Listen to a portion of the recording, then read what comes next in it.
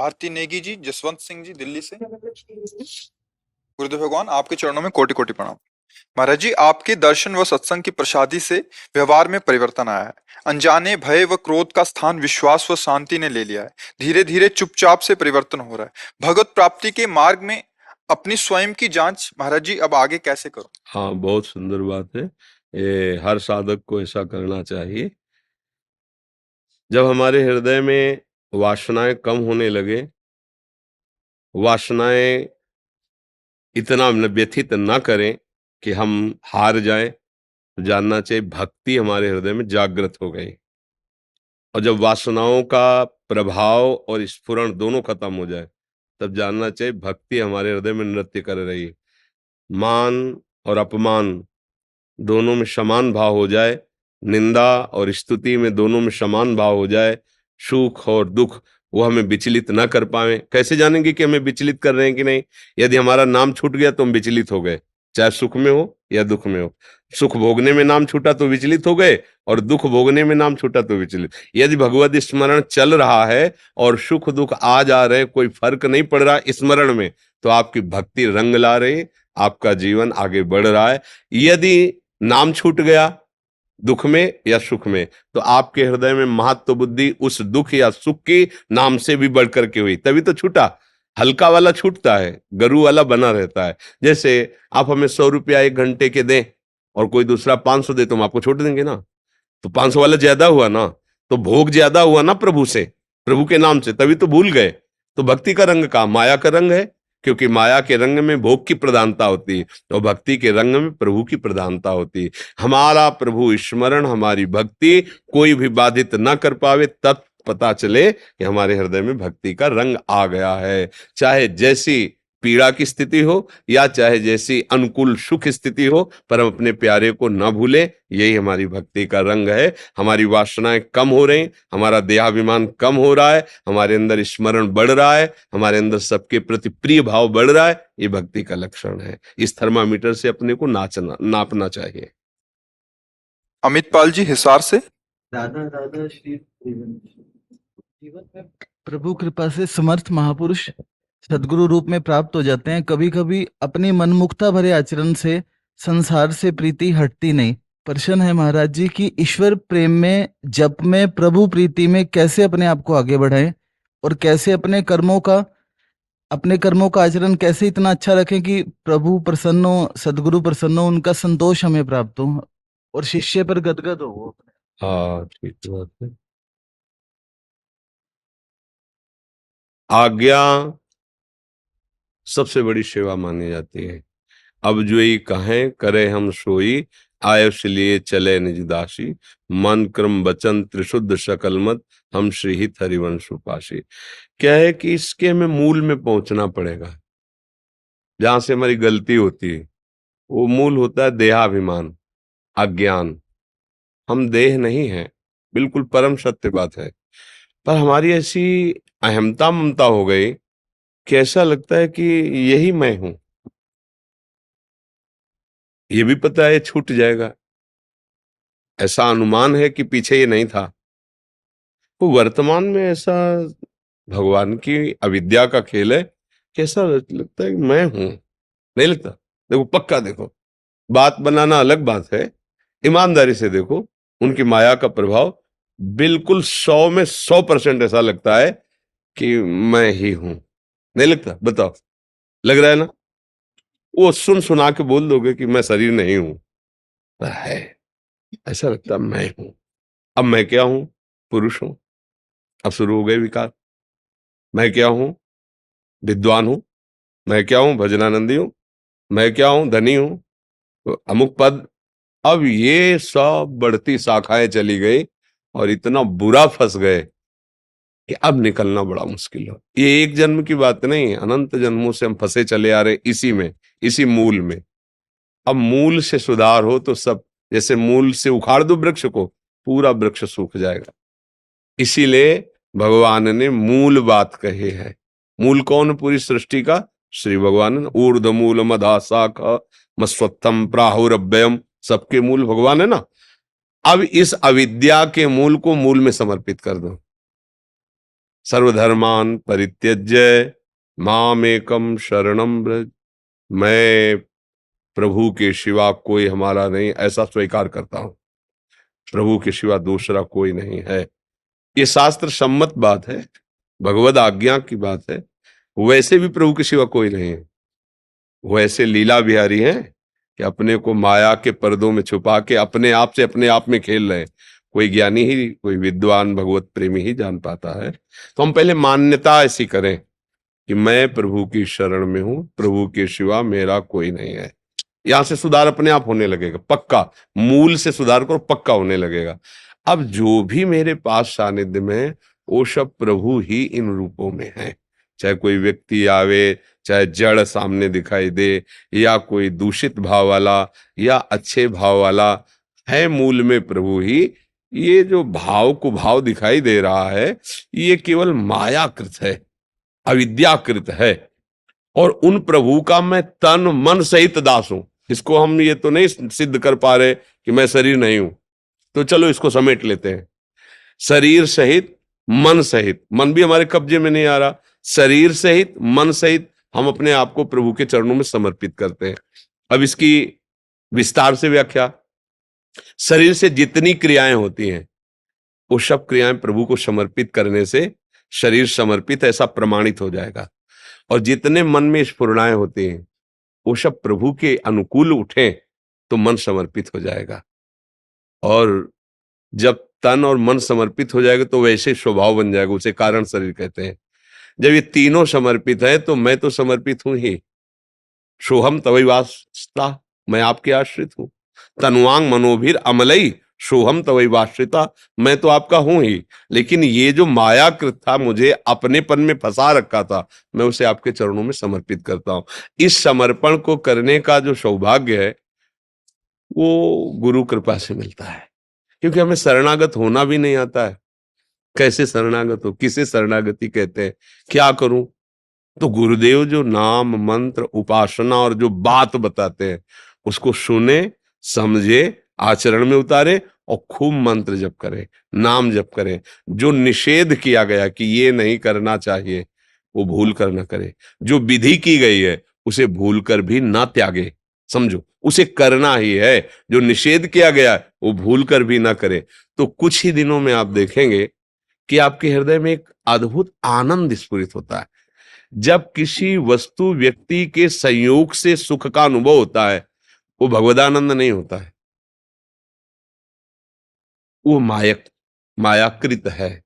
वो मायाकृत हर्ष होता है, आनंद नहीं होता। और हर्ष का द्वंद है शोक। लेकिन जब बिना किसी वस्तु व्यक्ति के संयोग के आनंद उत्पन्न हो, उसे भगवदानंद कहते हैं। और वो होता है नाम जप से, मंत्र जप से, भगवत प्रेमी महात्माओं के सानिध्य में बैठकर। उनके ये वस्तु व्यक्ति थोड़ी है, तुम्हार सेवक असुर, ये तो सच्चिदानंद भगवदानंद है। अब इस आनंद की जब अनुभूति होगी, तब कभी कुविचार के द्वारा की जाने वाली जो गंदी आदतें हैं, गंदी क्रियाएं हैं, वो नहीं बनेंगी। और जब वो नहीं बनेंगी तो हरि गुरु के अपने आप प्यारे हो जाओगे। भगवान को वही प्यार है जो भगवान का शासन माने, भगवान का अनुशासन माने। गुरु को वही प्यार है जो उनकी आज्ञा का पालन करे। समझ रहे ना? हाँ, खूब नाम जप करो, अच्छे आचरण करो। मन विवश करेगा गंदी बातों के लिए, लेकिन हमें भगवान का बल लेकर, उनके नाम का बल लेकर, उनके वचनों का बल लेकर हमें वो नहीं करना है। जैसे कोई बहुत सुंदर हमको भोजन बना के दे और कोई विश्वासी आके कान में बता दे कि खाना मत, जहर पड़ा है। अब आप लाख उपाय करो, बड़ी अच्छी अच्छी चीजें रखी, पर आपकी हिम्मत नहीं पड़ेगी। नहीं पड़ेगी ना, कि है तो गुलाब जामुन, पर उन्होंने बताया जहर पड़ा है। ऐसे ही नाना प्रकार की मनोहर भोग सामग्रियां माया फेंकेगी, लेकिन फंसना मत, वो जहर से भी जहरीली है। जहर तो एक जन्म मारता, माया तो कई जन्मों से मारती चली आ रही। धर्म युक्त भोग सेवन करने से भक्ति में अंतर नहीं आता।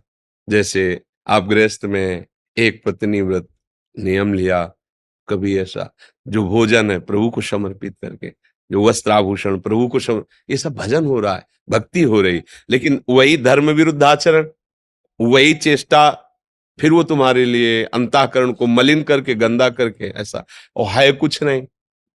अब बताओ, इतना संसार सब भोग भोग रहे हैं, क्या कभी ऐसा छाती शीतल हुई कि अब कछुनाथ नचाही मोरे? कैसा नाटक है, भूत के लड्डू खाते जाओ, तृप्ति है ही नहीं, और ना खाओ तो ललचाते जाओ, भटकते जाओ। कैसा जादू तमाशा है, खाओ तो तृप्ति नहीं। अच्छा, एक आदमी चाहता है कि अगर हमको हमारे मन चाहे भोग मिल जाए तो फिर शांति मिल जाएगी। अच्छा, उसका समय से प्रारब्ध अनुसार वो भोग मिल जाता है, अब वो उसे भोगता है, फिर उसको शांत हो जाना चाहिए, क्योंकि मांग तो यही थी मन की। फिर वो दूसरे भोग को देखता है, उसी भोग को दूसरे से भोगना चाहता है। अगर वो प्रथम भोग में धर्म का अनुशासन स्वीकार कर लेता तो भोग इच्छा का नाश होना शुरू हो जाता, लेकिन उसने प्रथम गलती शुरू कर दी, अब वो बढ़ता चला जा रहा है। अब जिसको उसने स्वीकार किया था और अब उसी को नष्ट करना चाहेगा, क्योंकि वो आगामी भोग में बाधक बन रहा है, पापाचरण शुरू हो गया। समझ रहे ना? आज्ञा पे रहो, बहुत अच्छा जीवन, पवित्र जीवन, सुखमय जीवन हो जाएगा। पूनम वसुदेव जी पंजाब से। गुरुदेव आपके चरणों में कोटि कोटि नमन। गुरुदेव, क्या शरीर को कष्ट देके हम श्री जी को पा सकते हैं, या गृहस्थी में रहकर सुख सुविधाओं का उपयोग करते हुए भी हम श्री जी को? कष्ट कहाँ देना है हमें बताओ, कि यहाँ कष्ट देना है? कैसे कष्ट देना है भाई? जल में खड़े रह करके शाम तक, रात भर, या आग के आसपास जला के तपाना, धूप में बैठे आसपास आग, इनका तो अपने कभी चर्चा नहीं सुनी होगी सत्संग में अपने इधर से। अपनी तो सीधी बात है, यदि आप धर्म से चलोगे तो अधर्म में चलने वाला मन आपको जलाएगा, उसको सह जाओ, इससे बड़ी कोई तपस्या नहीं, इससे बड़ा कोई कष्ट नहीं। समझ रहे हो ना? हमें ये नहीं करना चाहिए, और मन हमें प्रेरित कर रहा है, और जब हम उसकी बात नहीं मानते तो हमको जलाता है। इस ताप को सह गए तो इससे बड़ी कोई तपस्या नहीं है। अच्छा, दूसरा रबड़ी रसगुल्ला पा रहा है, हमारे पास नमक रोटी, भगवान का भोग लगा के उसके बड़े प्यार से पा जाओ, ये हमको चलना है। हमको ऐसा थोड़ी करना कि हम अन्न त्याग दिया, जल त्याग दिया, ये किया। कितने दिन? अच्छा, कौन त्याग रहा है? आप। तो आप करता तो है ही हो, चाहे भोक्ता भाव से और चाहे त्याग भाव से। और परमार्थ का रंग तब आता है जब आपका अहम गलित हो जाता है। बहुत ये सूक्ष्म विषय है। जथा लाभ संतोष सदा, काहू सो कछु न चाहोंगो। हमारे मालिक जैसे हमें रखते हैं, जैसी परिस्थिति है हम उसमें राजी रहकर भजन करते हैं। बस यही सबसे बड़ी साधना है, यही सबसे बड़ी तपस्या है। और कष्ट देने का मतलब क्या है भाई? ठंडी में जब हम कपड़े नहीं पहनते थे, तो अंदर की बात कह रहे हैं, एक मार्किन ऐसे लगा ली, उसी को जब बहुत ठंडी हुई तो ऐसे बांध लिया, ऐसे। और अब जवान शरीर था तो प्राणायाम आदि के द्वारा अपने शरीर को गर्म रखते, दौड़ भाग व्यायाम प्राणायाम, तो मतलब तो एक गर्व रहता था अंदर। जब दूसरा कोई कंबल ओढ़े होता ना, तो अंदर एक गर्व आता, और उसमें गर्व में सुख अनुभव होता। देखो हम कितने त्यागी हैं, दूसरे कंबल पहने, कंबल ओढ़े, हम तो ऐसे रात में भी ऐसे कांपते हुए ऐसे समय काट रहे, कष्ट सह रहे, पर अध्यात्म की उन्नति के लिए जो चाहिए वो नहीं है। वो भगवान जब दिखाते हैं ना चोर को कि तुम्हारा माल ये अपहरण कर रहा है, तब समझ में आता है। इसीलिए शास्त्र पढ़ने से लाभ होता है, पर उससे कई गुना लाभ जिन्होंने शास्त्र को अपने जीवन आचरण में उतार के चले उनसे होता है। क्योंकि अब जैसे सूक्ष्म बातें हमने अपने हृदय में पकड़ी, महाराज एक कंबल ले लो आप, नहीं नहीं कंबल, साधु को कंबल की क्या जरूरत? कहीं ना कहीं वो अहंकार ही पुष्ट हो रहा था। जब पता चला अंदर से कि भैया ये तो चोर है, सारा माल तो चुराए लिए जा रहा है, अंधा बटे और पड़ा चबाए, अहंकार गलित नहीं हुआ तो साधना क्या हुई? फिर उस पर नजर गई। अब मैं प्रभु का हूं, जैसे रखे, जैसे उचित जो मिला उसे। कोई दिखावा, कोई ज्यादा बाहरी, तो फिर वो, तो हमें समझ में आता है कि बाहरी कष्ट से कोई उन्नति परमार्थ की नहीं होती। सिद्धांत से चलो, उसमें जो कष्ट अनुभव हो रहा है उससे उन्नति हो जाएगी। नहीं तो अहंकार ही पुष्ट होता रहता है, मैं इतना, मैं ऐसा, मैं। बड़ा विचित्र खेल है, परमार्थ का भी अहंकार हो जाता है। परमार्थ में जिसे इसने शकील पूछा कैसे हम नापे अपने आप, भगवान गीता जी में बोलते हैं, निर्माण अमोहा जित संग दोषा अध्यात्म नित्या विनिवृत्त कामा द्वंद्वैर विमुक्ता सुख दुख संगई गच्छन्त मूढ़ा। वो विद्वान, वो विवेकवान, वो ज्ञानी महात्मा जो मान रहित है, मोह रहित है, जो नित्य स्वरूप चिंतन में है, समस्त कामनाओं का त्याग किए हुए है, सुख दुख को समान भाव से देखता है, वो परम पद में आरूढ़ है। या परम पद में आरूढ़ होना हो तो ऐसा चले। अब सत्य वस्तु की प्राप्ति के लिए जब हम चलते हैं तो अहंकार बख्शता नहीं है। बहुत जगह देखा है इसने, वो तो भगवान गुरु रूप में है ना, वो अंदर दिखाते हैं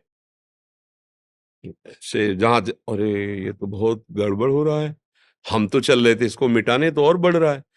तो महापुरुषों की सभा में बैठकर, गुरुजनों के चरणों में बैठकर इसको देखा जाता है। नहीं, ये दिखाई नहीं देता, ये अन्य जगह नहीं दिखाई देगा। जैसे अपने चेहरा कैसा शरीर का, ये दर्पण में दिखाई देगा, शीशे में दिखाई देगा, ऐसे नहीं समझ में आएगा। तो ऐसे ही जब हम गुरुजनों के समीप बैठते हैं, महापुरुषों के समीप बैठते हैं, तब समझ में आता है कि मेरे अंदर कौन सा दोष है। ओ, ये तो अहंकार बढ़ रहा है। ये तो एक बार तरी है गंगा किनारे भ्रमण कर रहे थे, तो एक महात्मा का आश्रम था, वो सुरेशानंद जी महाराज, वो दिगंबर ही रहते, बड़े अद्भुत कोटि के महापुरुष। बस एक अचला, जैसे माई बहन आई तो ऐसे अचला ऐसे डाल लिया, और बहुत ही शुष्क चमड़ा, मोटा हो गया था, सर्दी गर्मी बरसात सब सहते हुए। जब हम लोग गए तो और भी संत मंडली, खूब पुआ और खीर और ऐसी चीजें बनवाई, सबको पवाया। शाम का टाइम था, खूब सब संत भगवान पाए, जय जयकार हुए। हमारी दृष्टि, नई अवस्था थी तो महात्माओं पर दृष्टि रहती थी, उनकी चेष्टा, उनकी चितवन, उनकी बोलन, उनकी चलन, क्योंकि हमें शिक्षा लेनी है, सब गुरुजन स्वरूप है। तो उनको निरपेक्ष देखा, उदासीन निरपेक्ष, और सबको जैसे मां पवाती है ऐसे पवा रहे थे सबको। जल्दी जल्दी प्रसाद पाया, और जब महाराज जी अपनी कुटिया को गए तो उनकी कुटिया में गए। वहां जाना निषेध था, उनके शिष्यों ने कहा, पर हमें साधु देख करके उन्होंने निषेध नहीं किया, सन्यासी वेश था। तो अंदर गए, देखा तो तखत और कुशासन, बस कोई चद्दर भी नहीं उसके ऊपर, और आप दिगंबर, और हाथ में 2 रोटी और इतना भरता लिए हुए थे ऐसे। और स्वामी जी, ये क्या, हम लोगों को तो आप वहाँ पुआ खीर गुलगुला, ये जो देहात में बोलते ना, उस आप और आप ये, तो बहुत मृदुभाषी। उनका गुरु जी, वो सब संतों को गुरु जी कहते, उनका गुरु जी, हमारी सामर्थ्य कहाँ कि हम खीर पुआ पावे, हम तो बस कुशासन में, सीधे कुशासन में, इतना तप और इतने दैन्य, आम छू नहीं गया, सबको गुरु भाव से, सब पूज्य। तब लगा कि देखो देखो, जैसे नहीं ऊंट पहाड़ के नीचे जाए तो समझ में आता है कि कितने ऊंचे। जब महापुरुषों की चरण धूल में बैठे लगता है धिक्कार है हमारे जीवन को, हमारा तो जवान शरीर है, ये वृद्ध शरीर में कैसे रह रहे हैं। गुरुजनों के समीप बैठने से ये इस अहंकार रूपी चोर को पकड़ा जा सकता है, अन्यथा ये खाता रहता है। ये सब गलित कर, साधना करते हुए भी ये जाओ मैं, ये अहंकार ही तो है ना, ये वही बल का प्रयोग करवा दिया, खत्म खेल। जहां में ये देखना था सामने हमारे प्रभु हैं, वो हमने साफ वरदान दे दिया। तो ये रेखा जी वृंदावन से। गुरुदेव, आपके चरण कमलों में कोटि कोटि प्रणाम। गुरुदेव, क्या हम प्रियालाल जी के वस्त्रों को घर पर धो सकते हैं? कृपया मार्गदर्शन करें। जो उनके अंग वस्त्र होते हैं, उनकी पोशाक आदि के वस्त्र होते हैं महाराज जी, उनको महाराज जी, उनके जल आदि को कहाँ? तो हमारे प्रियालाल हमारे घर के हैं ना। हाँ, तो जैसे ये जरूर है कि उनके वस्त्रों का जो प्रक्षालन किया हुआ जल किसी लता की जड़ में, ऐसे वृक्षों में डाल दें। अब जहाँ आप लोग शंका करते हैं, जहाँ पैसा, वहां नहीं जाना चाहिए।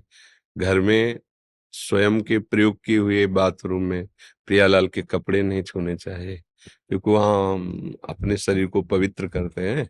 प्रभु के कपड़े के लिए अलग। हाँ हाँ, कहीं ऐसे आप आंगन में या कहीं भी आप ऐसे धोइए, और धोकर वो जल जैसे है ना, वो किसी लता आदि में डाल दीजिए, क्योंकि प्रभु का प्रसादी वस्त्र प्रभु के समान ही सम्माननीय है। तो उनके वस्त्र का प्रक्षालन भी हमारा सम्माननीय विषय होगा। अपने वृंदावन वासियों के लिए तो ये सोचना नहीं है, तो परम पावन रज है। कहीं भी धो के ऐसे, पर जैसे कहीं बाहर है तो वस्त्र का प्रक्षालन करके वो जैसे बाल्टी में वस्त्र ऐसे धोए, फिर वो जल किसी लता आदि में डाल दे, ऐसा कर दे। ऋषिकेश कुमार जी, ऋषिकेश कुमार जी। गुरुजी, मेरा प्रश्न इस प्रकार से है कि वैसे पुत्र पुत्री जिसके माता पिताजी अस्वस्थ होने के कारण पुत्र या पुत्री अपने माताजी व पिताजी को तीर्थ यात्रा नहीं करा पा रहे हो, ऐसी हालत में पुत्र या पुत्री अपने माताजी पिताजी को कैसे सारे तीर्थ यात्रा का फल या सुगम्य करा सके? खूब नाम जप करे, भगवान को रिझा ले, तो भगवान का नाम है एक तीर्थ पाद, अर्थात जितने भी तीर्थ भगवान के चरणों से हैं, जब आप भगवान की आराधना करोगे और उनसे प्रार्थना करके मांगे कि मेरे पिता और माता का कल्याण हो। तीर्थों को हम इसीलिए महान मानते हैं क्योंकि हमारे पाप का नाश करके हृदय में आनंद प्रदान करते हैं। भगवान की तो बात जाने दो, भगवान के भक्तों के चरणों में इतना बल है, तीर्थी कुर्वन्ति तीर्थानि, यदि वो तीर्थों में चरण रख दे तो तीर्थ निष्पाप हो जाए, क्योंकि वो भगवान का भजन करते हैं। तो मूल बात आई भगवान का भजन। अगर आप तीर्थों में जाएं और तीर्थ की नियमावली के अनुसार न रहें, भजन न करें, तो कोई विशेष लाभ नहीं हुआ। अब जैसे आप गंगा जी गए, मनमानी आचरण किए, तो वो लाभ नहीं मिल पाएगा। लेकिन आप राधा राधा, कृष्ण कृष्ण या भगवान नाम, भाव कुभाव न खालसहु, नाम जप रहे और वो आप अपने माता पिता को प्रदान कर रहे हैं कि हे भगवान, इस नाम का फल मेरे माता पिता सुखी रहे, इनके हृदय में आपके चरणों का प्रेम हो, इनका परम कल्याण निश्चित हो जाएगा। ध्रुव जी ने भजन किया और जब वो जा रहे थे तो पूछा मेरी माँ, बोले सामने जो दिव्य विमान जा रहा है उसमें माँ जा रही। भगवान का भजन करने से माता पिता की क्या बात, शास्त्रों में तो लिखा है 21 पीढ़ियां तर जाती हैं। और अब आपको अन्य तीर्थ अवगाहन की इच्छा नहीं रखनी, माता पिता के चरणों की सेवा, उनको सुख पहुंचाना, नाम जप करना, उनको अपने प्रभु मानना, इससे उनका भी कल्याण हो जाएगा, आपका भी कल्याण हो जाएगा। समझ रहे ना जी। शशांक गौड़ जी, नोएडा से। राधे राधे महाराज जी, आपके चरणों में कोटि कोटि प्रणाम।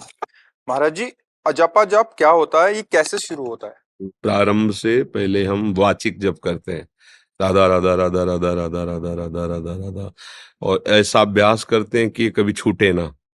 फिर अपने आप जब अंतःकरण पवित्र होने लगता है तो उपांशु जप शुरू होता है, अंदर चल रहा है, फिर मानसिक होने लगता है। आप जान भी नहीं पाओगे जप कर रहे हैं क्या कर रहे हैं। और जब पूरी एकाग्रता से बहुत काल तक मानसिक जप में स्थिर रह जाता है, फिर जप करना ये खत्म हो जाता है, होना प्रारंभ हो जाता है। जो स्वयं चल रहा है, जैसे आपकी श्वास प्रश्वास चल रही ना, ऐसे उसी श्वास प्रश्वास में रम गया नाम या मंत्र, स्वयं उसे कहा जाता है अजपा। जो हम जप नहीं रहे लेकिन स्वाभाविक चल रहा है, जैसे श्वास के साथ उसकी भावना करते करते वो तन्मय हो गया, अब वो चल रहा है। महापुरुषों में तो इतना प्रभाव दिखाई दिया कि वो छू लिए तो वो जड़ वस्तु भी नाम उसमें सुनाई देने लगा।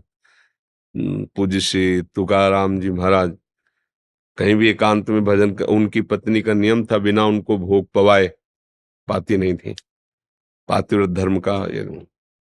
तो उनका प्रभु आप पता नहीं किधर चले जाते, मुझे पता नहीं चलता, मैं खोजती रहती हूँ। तो बोले चौराहे पर आकर कान रखना, जिधर की भूमि से बोल विठ्ठल विठ्ठल विठ्ठल, तो जान लेना उसी दिशा में हम हैं। ये नाम का प्रभाव, रात दिन केवल वो नाम कीर्तन नाम जप ही करते थे। तो स्वाभाविक, जैसे विषयी पुरुष विषय चिंतन करता नहीं होता है। अब देखो, आप बोलो कृष्ण कृष्ण, वो विषय चिंतन करेगा मन, समझ रहे हो ना, क्योंकि बहुत काल से अभ्यस्त है उसमें। अब उसके उस चिंतन को हम हटाएं, क्योंकि असत है तो हट जाएगा, भजन है सत।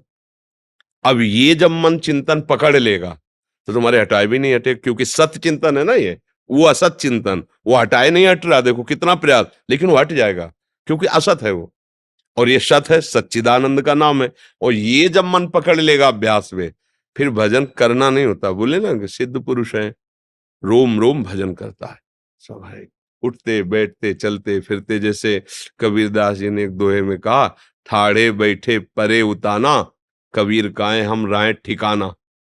ठिकाना मतलब अपने भजन में रहते हैं, उठे बैठे खाए पिए हंसे बोले चले सब हो रहा है। तो आप कहोगे कि जब बात कर रहे हो तब कैसे हो रहा है? जैसे आपको इसी समय बहुत आवश्यक है कहीं जाना और हम बात कर रहे हैं, तो आप सुन भी रहे हो, मुस्कुरा भी रहे हो, लेकिन आपका पूरा चिंतन उधर है, कब छूटे और भागे। ऐसे भजन होता है। वो बात कर रहा है, हंस रहा, पर अंदर ही अंदर उसका नाम का एक कब बंद हो, मैं वो चल रहा है, नाम वो चल रहा है, वो ध्यान वहीं लगाए हुए है, एक क्षण के लिए भी कभी विस्मरण नहीं होता। कामी नारी प्यारी जिमि, लोभी जिमि प्रिय दाम, तिम रघुनाथ निरंतर प्रिय लागो मोहि राम। कामी पुरुष विषय का चिंतन थोड़ी करता है, उसका स्वाभाविक। ऐसे भजनानंदी का भजन परिपक्व तभी माना जाता है जब अनायास बिना प्रयास के भजन चल रहा है। सोते जागते उठते बैठते चलते फिरते प्रभु की मूर्ति उसके सामने और नाम चल रहा है। समझ रहे ना? मोनिका गोयल जी दिल्ली से। राधे राधे। राधे राधे महाराज जी, आपके चरणों में महाराज जी कोटि कोटि प्रणाम। महाराज जी, धर्म के क्या लक्षण हैं? ये किस जीव में आते हैं? तस्मात् शास्त्रम प्रमाणम ते कार्या कार्यो व्यवस्थितो।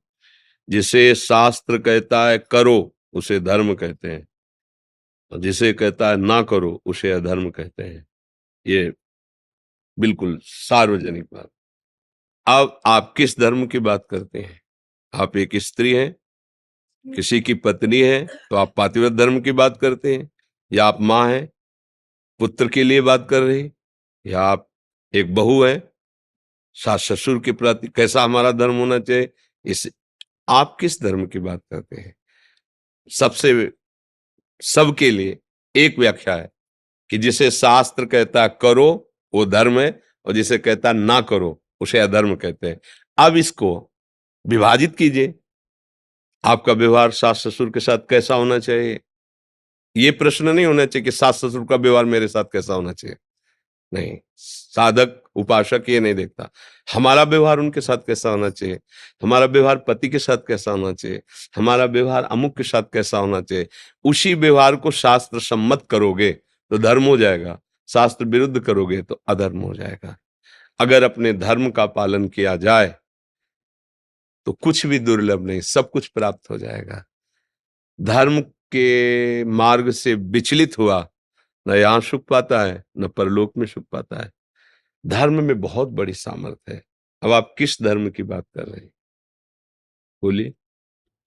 राधा कृष्ण से प्यार है, लेकिन राधा राधा नाम अच्छा लगता है। राधा राधा के दर्शन नहीं होते, कृष्ण के ये दर्शन होते। धर्म की बात थोड़ी है, ये तो भागवत धर्म से भी ऊपर प्रेम की बात है। भगवत जब धर्म केवल बोला जाएगा तो उसकी व्याख्या होगी।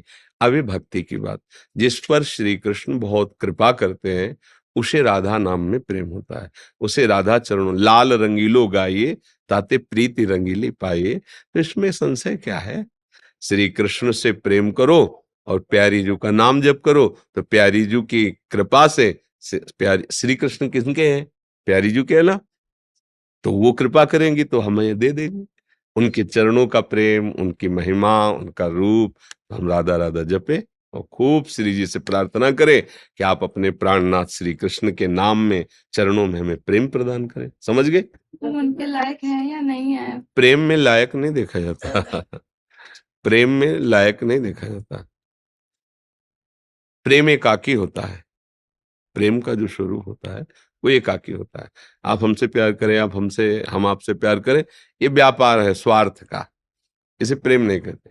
हम आपसे प्यार करते हैं, आप हमारे ही सामने दूसरे को प्यार करो और हमें धक्का मार दो, फिर भी हम आपसे ही प्यार करेंगे, इसे प्यार कहते हैं।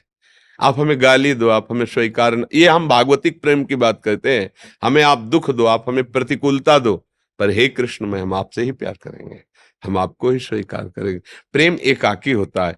अच्छा, अब भगवान ने कभी प्रेम के लिए लायकात नहीं रखी कि इतना पढ़ा होना चाहिए, स्कूल का होना चाहिए, ऐसे रूप वाला होना चाहिए, ऐसा ऐसा, कहीं ऐसा नहीं।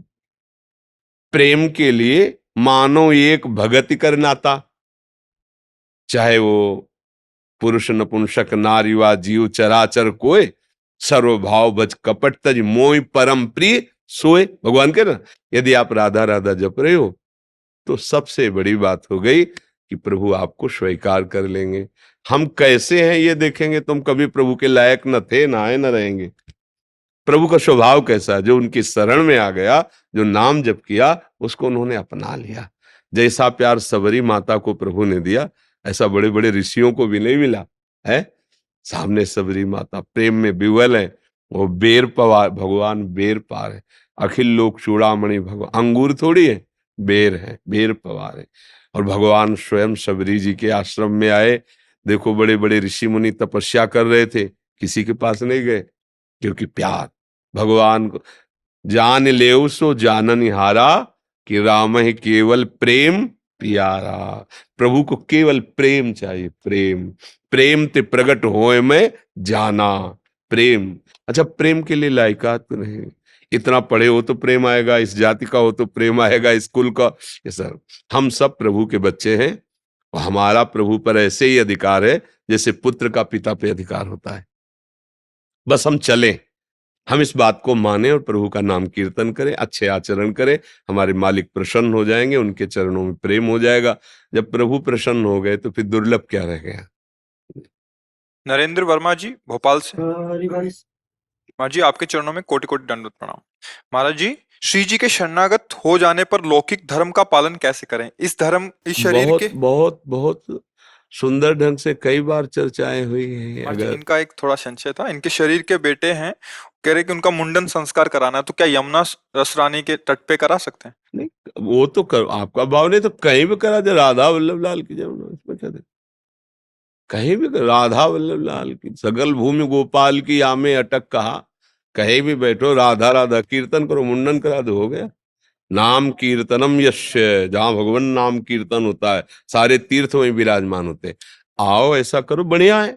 नहीं है तो अपने घर में कीर्तन किया, अपने दरवाजे में कीर्तन किया, वही मुंडन करा दिया। नाम कीर्तन सबसे बड़ी बात, भगवान नाम कीर्तन हो रहा, चार लोग बैठ के राधा राधा राधे श्याम राधा राधा राधा वल्लभ कीर्तन कर रहे, सब तीर्थ वहीं है। जहां भगवान नाम जय घोष होता है, सारे तीर्थ वहीं विराजमान है। आराम से, अगर समय है तो परिवार को लिया के आए वृंदावन, यमुना के, अच्छा है। समय नहीं है, अर्थव्यवस्था नहीं है, तो अपने घर में, घर के बाहर बैठकर सब कीर्तन करे, मुंडन करवा, हो गया। भगवान के आश्रित जनों के लिए कहीं कुछ भी रोक टोक कोई दुर्लभ नहीं है। जहां भगवान है सारे तीर्थ वहीं विराजमान।